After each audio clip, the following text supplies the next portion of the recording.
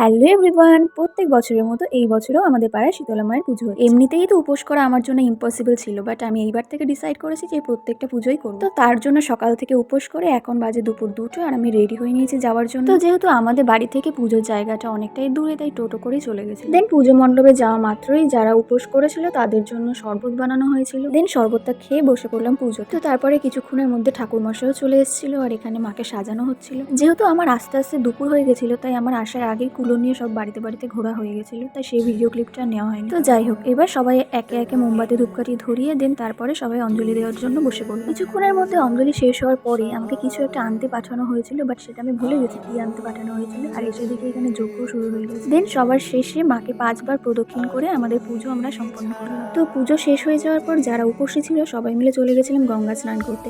আর যেহেতু কেউ ফোন নিয়ে যায়নি, তাই আর ভিডিও ক্লিপ নেওয়া হয়নি। স্নান করে আসার পর যারা উপোস ছিল তাদেরকে আগে ফল প্রসাদ দেওয়া হয়েছে, আর এখানে গিয়ে আমিও ফল প্রসাদ নিয়ে নিলাম, যেহেতু সারাদিনই কিচ্ছু খাওয়া হয়নি। তো এখন বাজে প্রায় রাত 9:30টার মতো, আর এখানে বসিয়ে সবাইকে প্রসাদ খাওয়ানো হচ্ছিল, বাট আমাদের যেহেতু দেরি হয়ে যাবে বাড়ি যেতে, তাই আমরা প্যাক করে নিয়ে চলে গেছিলাম। তো যাই হোক, দেখা হচ্ছে নেক্সট কোনো ব্লগে। বাই।